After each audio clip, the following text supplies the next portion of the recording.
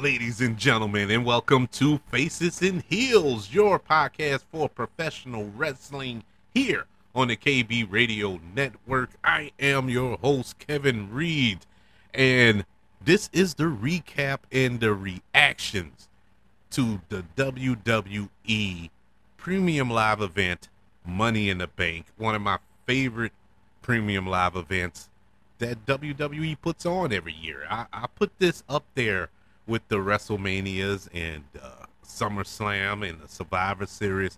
It's a big event because so many surprises come out of it, not just on the night of Money in the Bank, but throughout the year, because you never know when a wrestler, a superstar, will cash in that contract at any point, anytime. We just saw Damian Priest cashing in at WrestleMania to become the heavyweight champion. You know, some try it on that very night, and we even saw an attempt in this event. But we'll get to it when we recap. But it's such a unpredictable situation that arises when it comes to Money in the Bank. This is my first recap and reaction in a couple of months now. And it's kind of weird to be back in the fold recapping a premium live event. I took a little hiatus from Faces and Heels because the last few premium live events, even though they were good, it just because I didn't recap or react to them didn't mean I didn't watch them. I watched them all. Even NXT, I watched them all. But I just couldn't build up the excitement to recap them. It just, nothing really popped. And to be completely honest with you, this show didn't really deliver like I wanted it to. But there were some moments in this show that I think will affect the WWE moving forward. Whether it's for better or worse, that remains to be seen. But there are some interesting storylines that developed as a result of this premium live event. So I've said, I'm going to talk about it. Plus, we're only 4 short weeks away from SummerSlam. And so we got to kind of get back into the groove. We being me. I got to kind of get back in the groove of the WWE and discussing it and talking about it and getting excited for it. But before we get to SummerSlam, which is next month, we had Money in the Bank, which took place in Toronto, Canada, and we had 5 matches on this card, 2 of which were Money in the Bank matches, 1 for the men and 1 for the women. Along with those 2 matches, we had a Intercontinental Championship match between Sami Zayn and Braun Breaker. We also had a World Heavyweight Championship match between Damian Priest and Seth freaking Rollins, returning. This is first match since WrestleMania. And we also had a 6-man tag team match between the Bloodline and the WWE champion Cody Rhodes, Randy Orton, and Kevin Owens. This was an interesting premium live event. Very interesting because there were ups and downs. I would say it was kind of 50-50. And it's hard to do 50-50 when there are 5 matches, So it's like, how did it split like that? How did it split 50% even with me? Well, 2 of them I felt were excellent, and 2 of them weren't so good. They were decent, but they weren't premium live event decent. And another one was, it started off rocky and it ended good. And so it was 50-50 when it came to these matches for me tonight. Let's go through them. As we all know, that the first match is normally the tone setter for the night, is normally the bar that is set for the remaining matches of the night. And it was the Money in the Bank ladder match for a men's championship match contract. And it was 6 competitors: Drew McIntyre and Andrade, Carmelo Hayes, Chad Gable, Jey Uso, and L.A. Knight participating in this Money in the Bank ladder match. This was a odd pairing. These six superstars in this match. And it didn't really hit me until the match started, when they were all in the ring. And I'm like, man, these are so there's so much contrast of styles here. You know, that you have the high flyers, you know, you have Jey Uso, Carmelo Hayes, they're high flyers. To a degree, Andrade, you know, Andrade can get down or get up if it need be. You had LA Knight, who's more of a, you know, ground and pound guy. You had Chad Gable, who's, you know, Kurt Angle 2.0. And you have a big guy in Drew McIntyre. You know, it's weird. You know, it was like a gumbo pot. And I'm not saying all this as a knock. I thought that was interesting. So when the match started and I looked at these six men in the ring, I'm like, man, how is this match going to jail? Will there be a flow to this match, or will it be a lot of botches in this match because of all of the size differentials, the style differentials? Not so much. This was a decent match. The chaos started as soon as the bell rung. Everybody was getting their shot in. Drew McIntyre, he was the first one to try to climb the ladder and get the briefcase. That ended quickly. You know, didn't work out too well for him. But we got our big spots. Normally, the big spots, you know, involving the ladders and whatnot, it takes about 5 minutes into the match, maybe even 10 minutes into the match before we start getting those big dives off of ladders and getting hit by ladders and jumping off of a ladder onto another ladder. You know, it takes a minute for that to build up in traditional Money in the Bank matches, or in a ladder match period, to be honest with you. But in this particular match, the ladders were like, they were already set up, it felt like.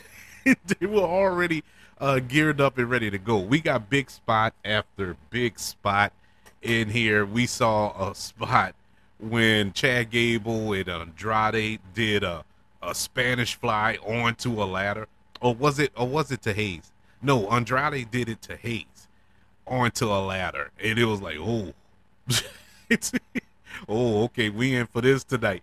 LA Knight and Jey Uso, who are the biggest baby faces in this match. You know, when of course when Jey Uso came in with his interest, it was yeets all over the place.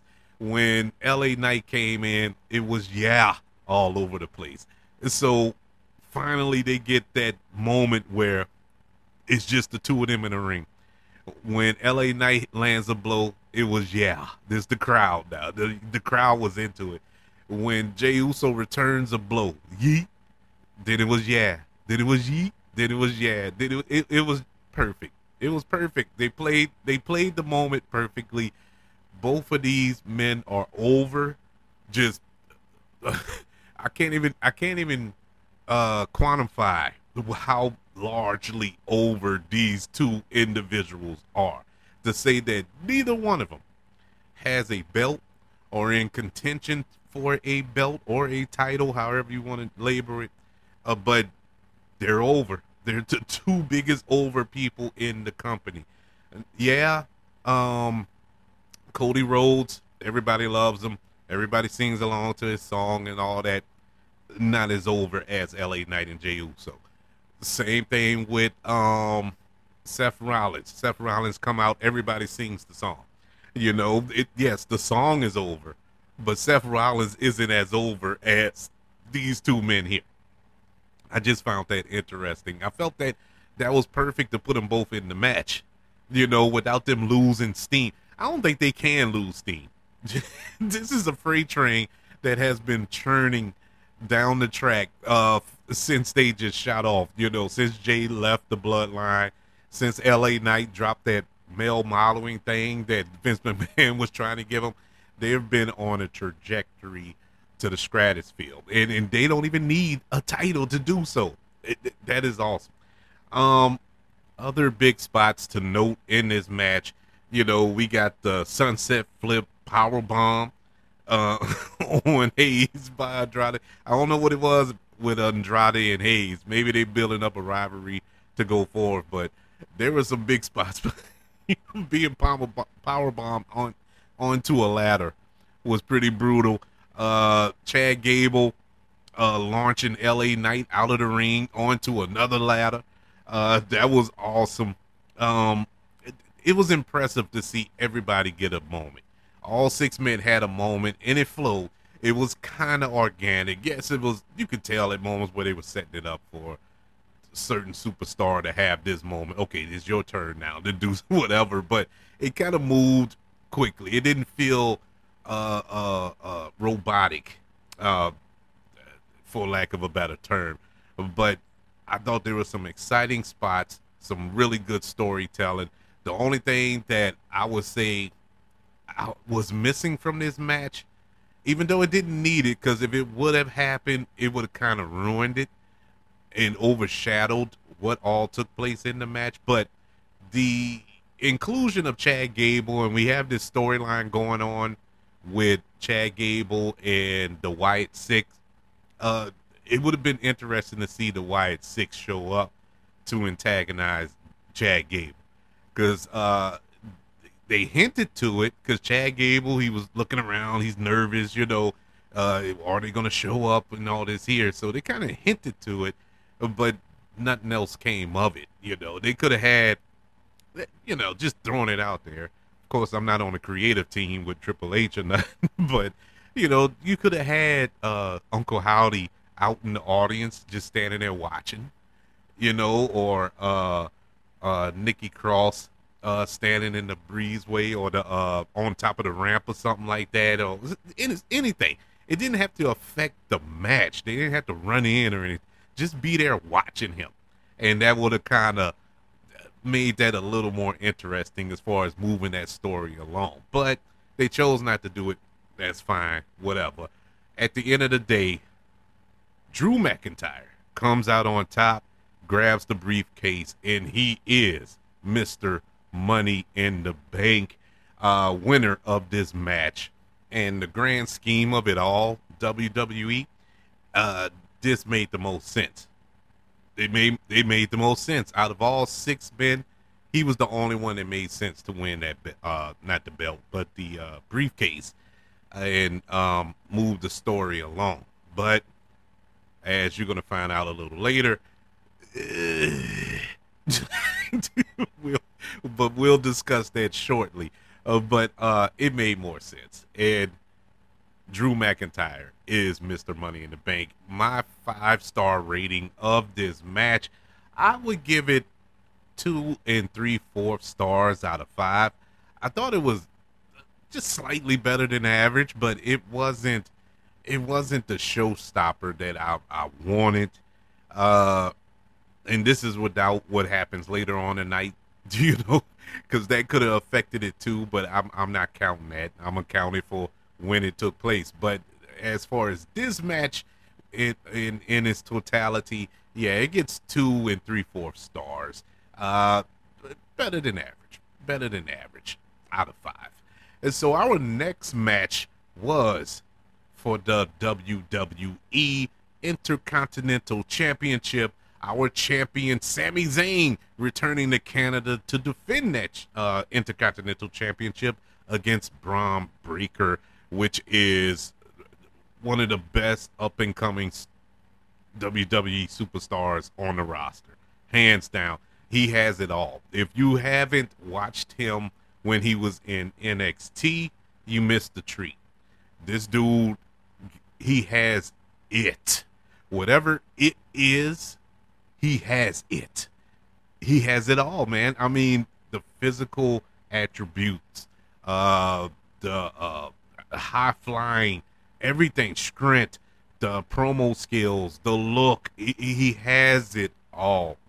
And I was kind of skeptical when they first made this match, because I'm like, they're going too fast.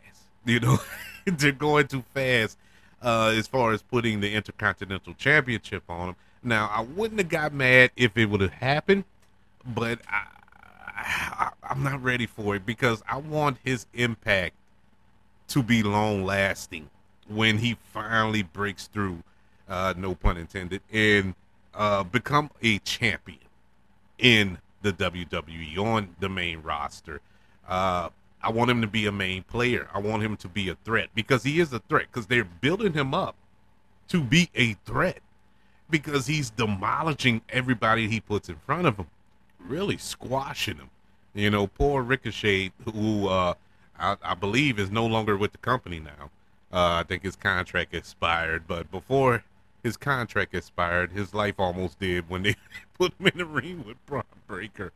Ludwig Kaiser, I believe, tore through him. Dragunov tore through him.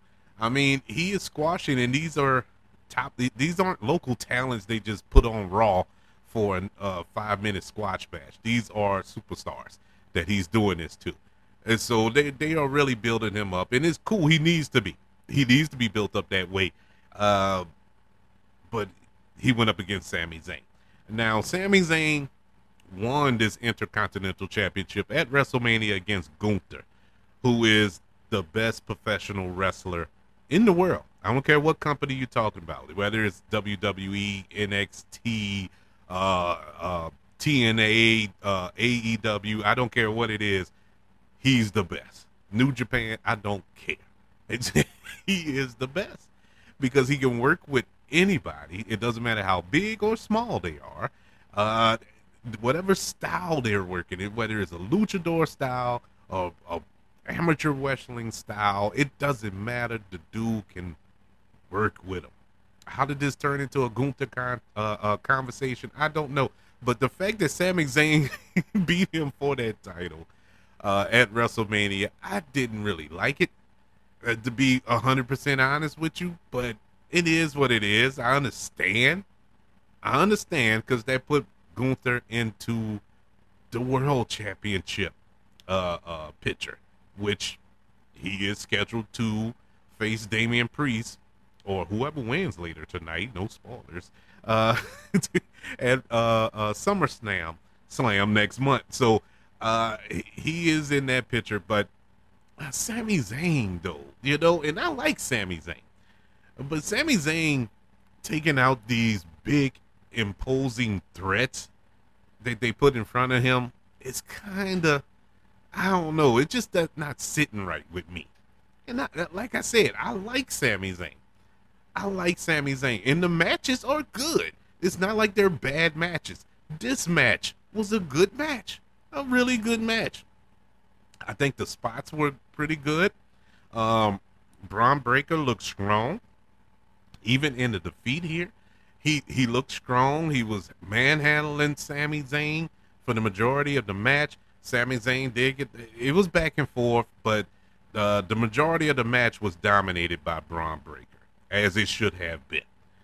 But overall, I was kind of out of the match because I felt that this match shouldn't have happened this early.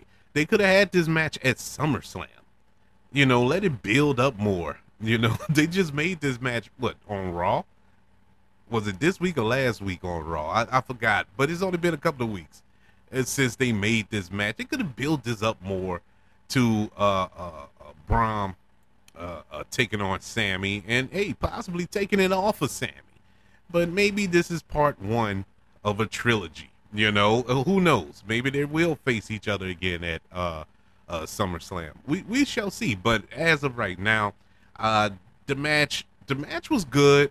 I just didn't want to see it this soon, but it is what it is. Sami Zayn retains the Intercontinental Championship in this singles match. I give this match, out of 5 stars, 2.5 stars. It was a decent match, average match, nothing that'll shake the pillars of heaven. You know, it really felt like a main event Raw match. It felt like something we could have saw on Monday night. It didn't feel like a premium live event match, but that's just my humble opinion. Next up on the card was it was a surprise, and it wasn't a match. It was an appearance from John Cena. Yes, John Cena came out to make an announcement. And this moment of the show, I'm going to be 100% honest with you before we move forward. I always liked John Cena. I never loved John Cena because John Cena is infamously known for only having 5 wrestling moves. Now, with that being said, I'm not going to hold that 100% against him because Hulk Hogan only had 4. So it's not like it's necessary to be considered a great to have a whole arsenal of move sets. But he only had these 4 moves that used to drive me crazy when he was on his epic rise as the WWE champion, as the face of the WWE for well over a decade. I always respected him, but I just never really got behind him when he wrestled. Every now and then he'll give me a gem that I will be like, oh, John Cena brought it tonight. If I was like, man, where did this come from? Now, early John Cena, it was different. Early John Cena, when he first arrived on SmackDown and he was the master of thugonomics and all that, I loved him, but when he became the face of WWE and, you can't see me and all this here, I really kind of took a step back. I say all that to say this. I didn't think I was actually going to get emotional watching this segment, but I did. I got so emotional. I was like, oh my God.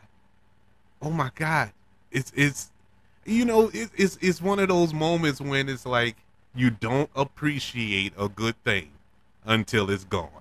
And it hit me like a ton of bricks when John Cena came out and announced that he is retiring from the WWE in 2025. As I'm talking now, I'm getting choked up. I'm getting choked up thinking about it. I can't believe John Cena is walking away from the WWE. He was Mr. WWE for so long. Do you realize this? Everybody holds, rightfully so, the names I'm about to throw out here.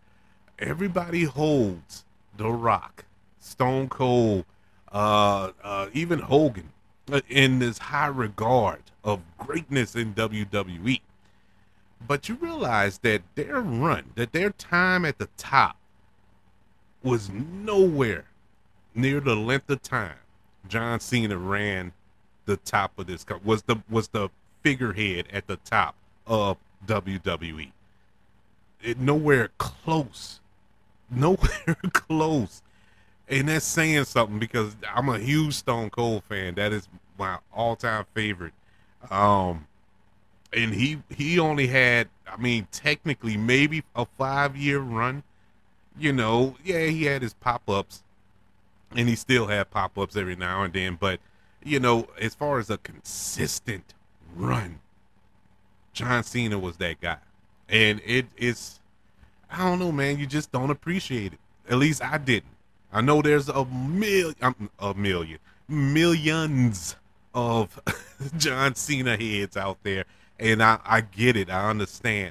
And I guess I'm in that camp too now because I really felt it when he announced that. And you could hear it in his voice when he was saying it, that this was it. This is his final run. And you know what? Quite honestly, when you really think about it, yeah, that makes sense. He's a Hollywood star now. He's making all these movies. And his last couple of matches in WWE haven't been that good. And going by John Cena's standards, that's saying a lot. They have looked so bad. That match with him and Solo Sikoa from a couple of years ago was horrible. It was horrible. That match at WrestleMania with Austin Theory was so bad. It was so bad. He looks slow. He just look. It just.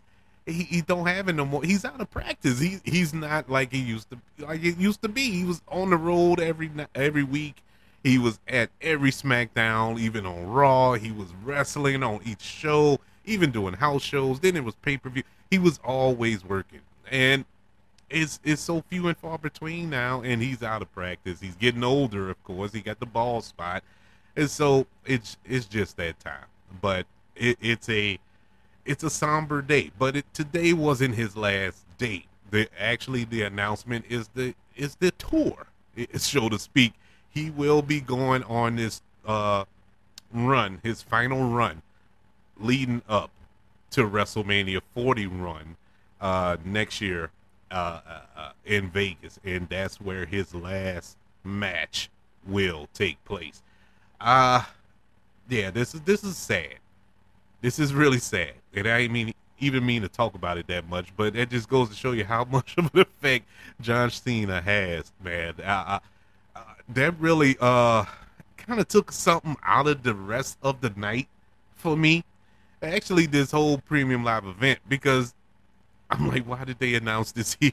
Because now it kind of sucked the air out of the remaining matches of the night, including this next one, and that was for the World Heavyweight Championship, where our champion Damian Priest puts on the line that belt and his membership in the Judgment Day against Seth freaking Rollins, who, if he loses, can no longer challenge for that championship as long as Damian Priest holds that title.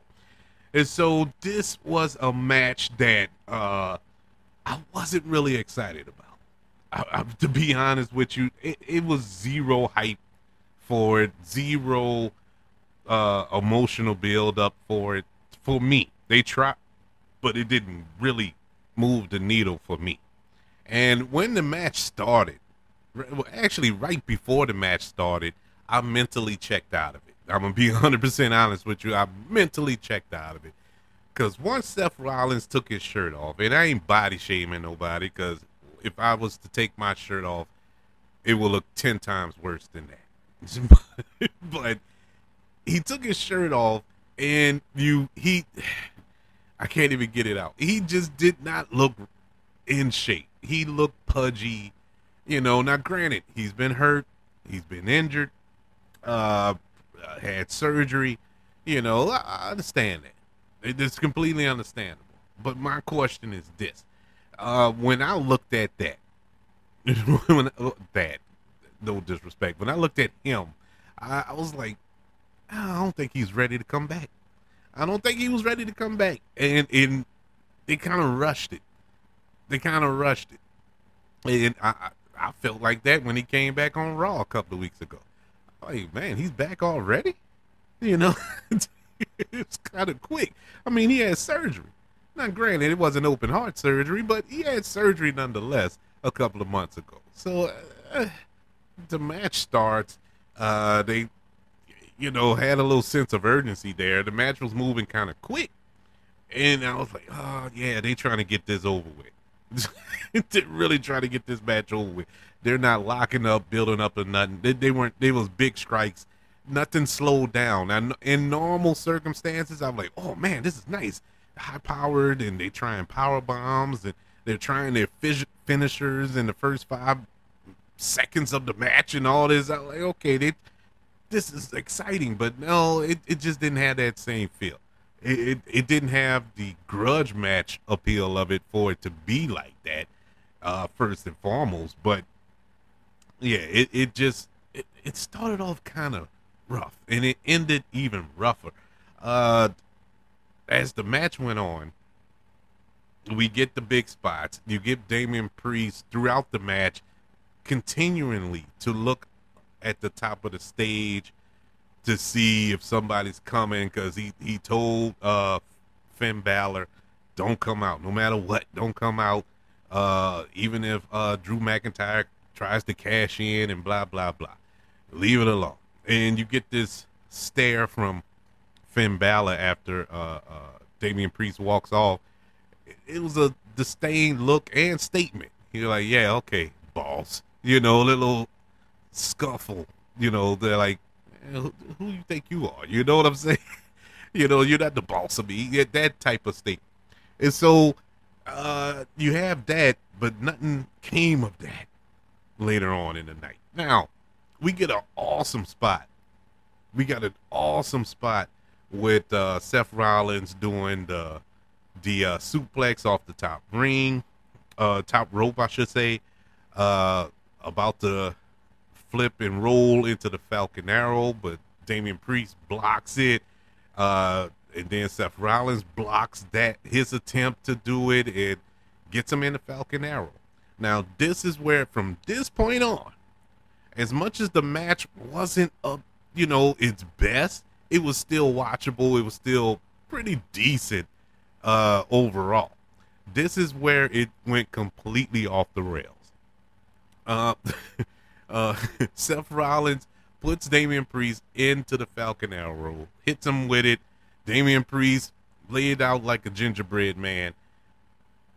The cover, 1, 2, the referee jumps up and says 2. Damian Priest didn't move. I mean, he didn't. I don't even think he blinked. It was no reason. Why did you do that? And to make matters even worse, you botched that. What made matters even worse, here comes Damian Priest. I mean, here comes Drew McIntyre with the briefcase. If you was going to do that, just count the 3. I don't know what the ref was doing there. I don't know. Somebody missed the mark. Something happened. I think he was supposed to count, and the music was supposed to hit. That's my thoughts, and stop the count. But that didn't happen. The music didn't hit until maybe about 10 seconds later, because Seth Rollins is like, "What are you doing?" He was like, "What are you doing?" All right, Drew McIntyre comes in, cashes in his newly won Money in the Bank contract, makes it a triple threat match. After Damian Priest and Seth Rollins have been beating up each other, they're spent, they're hurting, and the referee makes the announcement, the bell rings, McIntyre goes for the Claymore on Rollins to take the title, but Priest comes out and clotheslines him. McIntyre gets the upper hand on Priest, and just then, you knew it was coming. CM Punk emerges and unleashes holy hell onto Drew McIntyre after the assault a couple of weeks ago on SmackDown when Drew McIntyre just beat CM Punk within an inch of his life.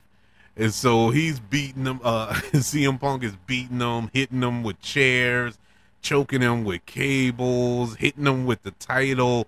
And he knocked Drew McIntyre into Damian Priest, who delivered the South of Heaven, covers Drew McIntyre 1, 2, 3.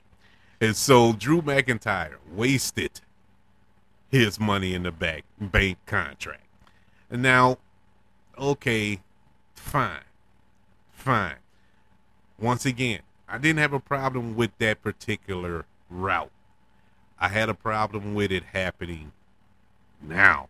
Why is Drew McIntyre the victim of all this vitriol? Now, I know that this is the basics of the CM Punk beef. CM Punk is going to cost him every time. That's his goal. That's what he's there for. No matter what, he's going to cost Drew. All right. And eventually, we're going to have this come to Jesus with CM Punk and Seth freaking Rollins. Because as that match was ended, it had ended, Seth Rollins, because let's not forget, yes, did CM Punk mess over Drew McIntyre to win the championship? Yes. But in quote unquote indirectly, he also messed over Seth Rollins. So there's that. And let's not forget, those seeds were planted the first night CM Punk returned at Survivor Series in Chicago, and Seth Rollins had to be held back because he hates CM Punk's guts. So all of that transpired, and we had it again where he cost Seth Rollins the championship along with Drew. So that's where I have a kind of a like, what? Okay, so where are we going with this? Because initially that was supposed to be the rivalry going forward anyway, Seth Rollins and CM Punk. But the Drew McIntyre of it all happened organically, and it is perfect. I love it, man, because it's brought out a different Drew McIntyre that I love, even though he's getting kicked in the ding ding every time he has a match now because of CM Punk. It can't really take it seriously because you know CM Punk is going to mess it up. But I just don't know where they're going with this, you know, because there's too many irons on the fire here. You know, it's too much going on when you add Seth Rollins into the fray. And so that was, it was just messy at the end with the botch count, with the matter, how this all came to be, because nothing really happened to Seth Rollins. Why was Seth Rollins out of the ring? So, the way I recall it, Seth Rollins did take a hit, but he wasn't like out of it hit to whereas he couldn't affect, because this took a while with the CM Punk beating up Drew McIntyre thing. People in comas have woken up in quicker time than it took for this assault to take place. So I don't know. It was just a mess. The end of this match was a mess. Even I didn't even care for the match from jump anyway, as far as it even taking place on the card.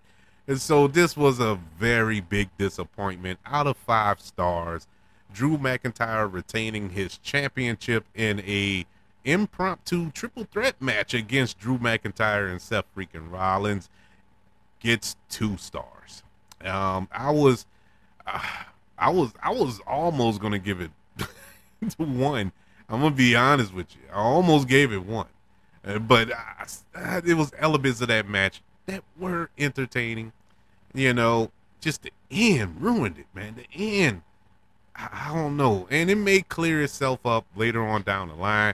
But you know, just turning off the TV from watching it, it's bad. It's bad. It's bad. But that's just my thoughts on that heavyweight championship match. But dry your eyes.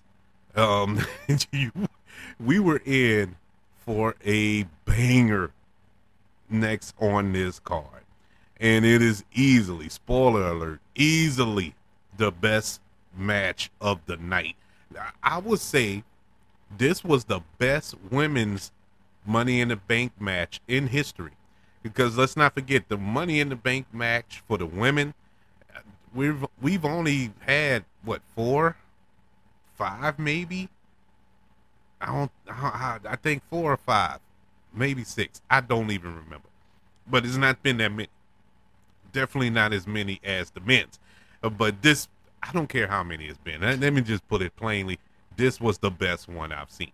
And it's weird to say that out loud, because once again, when I looked at the names on this card for this match, I wasn't super excited for these names.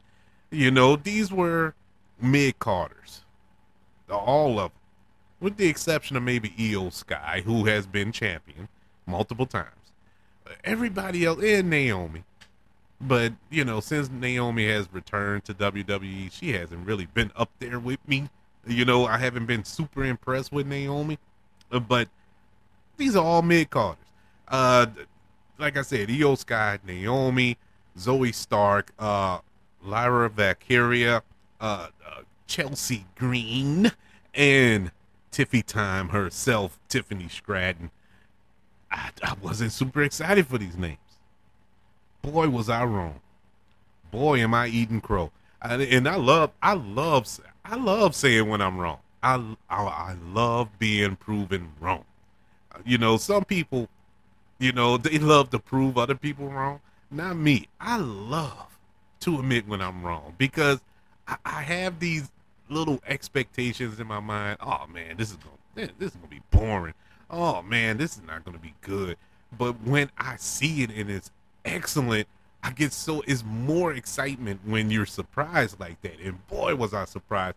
This match got off, and it started off.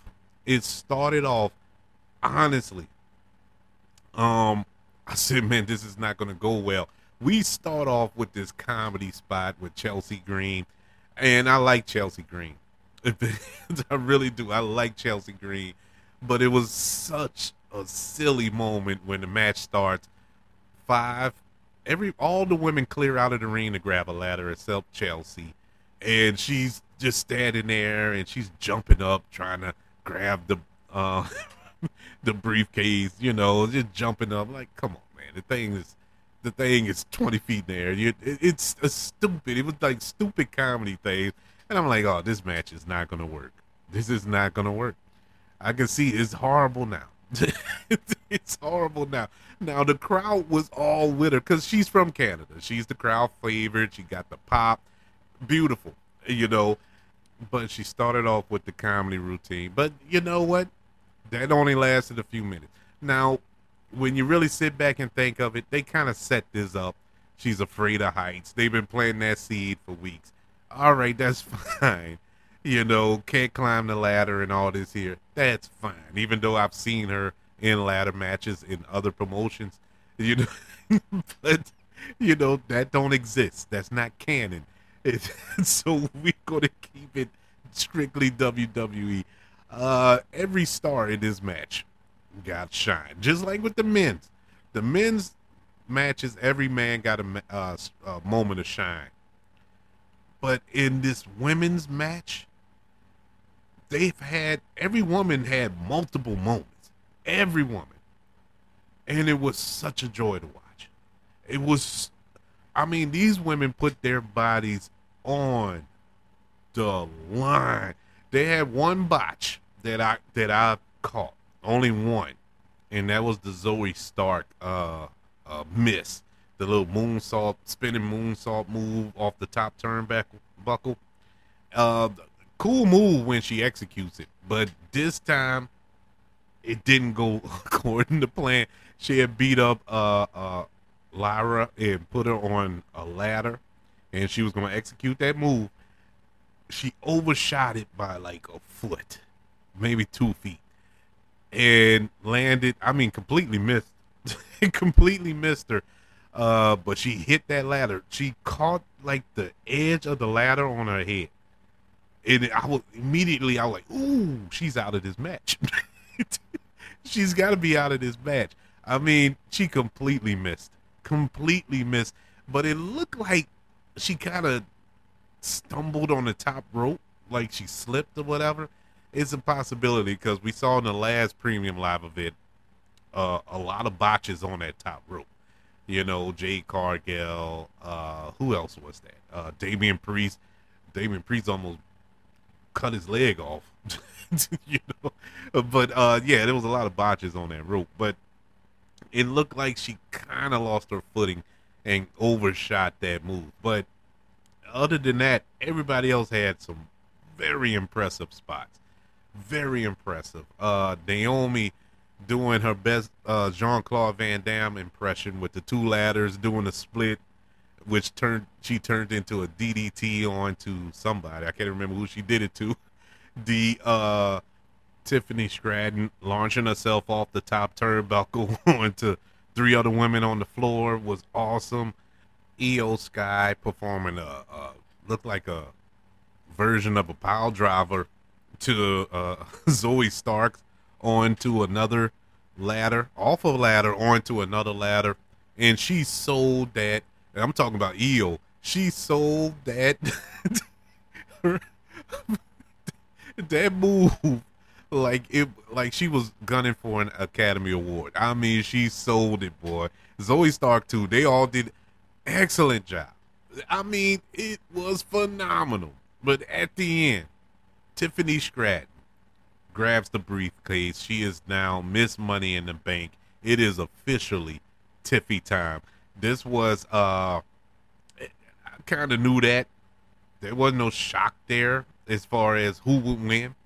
I had a feeling it would be Tiffany Stratton because they've been pushing her. They scrapped a rocket to her back ever since she got called up from NXT, and rightfully so. She is awesome, but she is vastly talented on the mic, in the ring. It doesn't matter. She is awesome. Um, so how long will she hold on to that briefcase? I don't know. It's going to be interesting to see Tiffany Stratton coming out victorious in the women's Money in the Bank match. Out of 5 stars, I give this match 4. 4 out of 5 stars. This was amazing. And if I sit down and watch it again, which I plan to soon, I probably would rank it higher than that. But as it stands right now, it's 4. It no, it's not even close. The best match of the night. Not even close. Nothing sniffs this match. Bravo to those women. Did an excellent job. All 6 women deserved a standing ovation. Great job by them.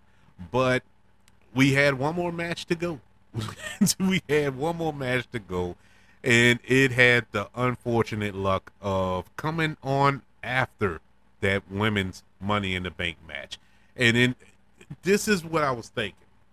As soon as that match ended, because I forgot about this 6-man tag match. I forgot that this was even on the card after that match ended, because that ended like a main event, premium live event match. And so I was like, okay, that's that. And then he announced about the 6-man tag match. I was like, oh yeah, that's right. And that's a match that involves the bloodline. It involves the champion, Cody Rhodes. And I'm like, oh man, this is the they can't deliver. It's nothing they can do to outdo this match. It's something like that match at WrestleMania a few years back with Hogan and The Rock. The match that came after that, it didn't live up. And it wasn't that it was a bad match. I think that was the match with Triple H and Jericho for the championship. It wasn't a bad match. It just came on after that match. You know, the crowd was dead after all of that, you know, because all the adrenaline was wasted on that match. Well, I shouldn't say wasted, but you get where I'm coming from. That happened before with The Undertaker. Was it the Shawn Michaels? Yes, it was not the one that ended Shawn Michaels' career, but the year before that, when they put on a 5-star classic. That was a classic match. And once again, Triple H, I think, had to come. Triple H always coming after a classic match at WrestleMania. Yeah, it wasn't that good. Same thing happened here. And I don't mean to compare it to WrestleMania matches, but that's the only thing that could pop in my head that I could compare it to. This match was all right. It just, I wasn't excited for this because I don't, once again, I like the bloodline. It's not the bloodline that we know and love, you know, with Roman Reigns as the tribal chief. But midway through the match, something clicked. Like, this isn't supposed to be the bloodline that Roman Reigns was the tribal chief of, because this isn't that bloodline. There's no pieces of that bloodline that is here. You know, the Usos aren't in it. Paul Heyman, they powerbomb through a table. You know, there's no pieces there other than Solo, but Solo is the head of it now. And this is the Bloodline 2.0, if you want to call it that. You have Jacob Fatu, you have the Tonga brothers, you know, and from what I understand, more coming. More is supposed to be coming. And so it took the middle of the match for it to finally click to me, you know, to finally register that, you know, you're looking for something that's not there. So just enjoy what is there. And, you know, I was like, you know what? You're right. You know, whatever voice that is in my head telling me that, you're right. And that's what happened in this match. It started off like it was. It wasn't exciting. It was really boring. The first 10 minutes of this match were boring. To the point I almost turned it off. I was very close to turning off this match. And then, like I said, in the middle of the match, it clicked. It's something clicked in the ring, and they started to kind of pick up the pace. The chemistry was a little better. It flowed a little better, and then the chaos just ran out of control. Got exciting, got fun, and I really enjoyed it at the end. I loved when matches get out of control, when you can, the ref gets knocked out. It's been a while since we've seen refs take bumps, in the WWE, and all hell break loose. And I really enjoyed that, because when it comes to the bloodline and these feuds, that's what you need. You can't have traditional, by the book matches, a heed to the rule matches when it comes to the bloodline. You got to have matches like this, and that's where they shine. That's where their bread is buttered. So that's why this match is a yin and a yang. It starts off and then it ends with a pop. And in the end, the bloodline wins. Not only wins, but you have Solo Sikoa pinning the WWE champion Cody Rhodes. So where is this heading? Is Solo? I can't get his name out. Solo going for the championship now. Is that what in store for Cody Rhodes? We shall see. Now, it's going to be hard. It's going to be hard for me to believe that Solo would take that belt off of Cody, but stranger things have happened. Now, is this a match that they're setting up for SummerSlam? Are we looking for the return of Roman Reigns soon? With Solo proclaiming to be head of the table and whatnot, and with Paul Heyman being jettisoned from the bloodline and all this here. Will there be bloodline versus bloodline down the line? Will Roman recruit the Usos back to his side and get Paul Heyman back and get some other pieces to challenge this young blood of the bloodline? Because let's not forget, in case you weren't paying attention or you didn't see it announced, in October, WWE will have a premium live event coming from Atlanta, and the name of that is Bad Blood. That's an old school deep cut pay-per-view from back in the day, Bad Blood, and it returns in October. Now, is there any significance to that premium live event being named Bad Blood? Will it be bloodline versus bloodline? Will there be a championship within the bloodline? We don't know. We shall see. But yeah, that was the match. That 6-man tag team match, it was what it was. Out of 5 stars, I'll give it 2.5, and that's a very generous 2.5. The last 5 or 10 minutes of that match saved it, but it was a chore to get to those last few minutes of the match. But yeah, it was average. Overall, this premium live event, aside from the women's Money in the Bank match, every other match I could have watched on Raw or SmackDown. It didn't feel premium live event to me. It wasn't a big event feel. But hey, that's just me. I don't know. I was looking for something more from this premium live event. Unfortunately, I didn't get it. But it was entertaining. It was watchable. All the matches were decent. None of the matches were bad. Even the main event, the 6-man tag, it was slow, but it wasn't bad. You know, it got exciting. Um, it just, I don't know, nothing really moved the needle. You know, aside from the women's Money in the Bank ladder match. But that's just my thoughts. Coming down the pike, you know, you have NXT Heat Wave. That's, I think, and that's tomorrow. That's Sunday night. We know next month. Next month is SummerSlam. 4 weeks away. And so we already know that Gunther will challenge Damian Priest for the World Heavyweight Championship. That's set in stone. And Nia Jax is challenging Bailey for that women's championship, being as though they both won King and Queen of the Ring a couple of months ago. So everything else is up in the air. We shall see. We'll see what's happening with Cody. You know, right now, you would know who's challenging Cody at SummerSlam. I mean, it's SummerSlam. You got to have an opponent.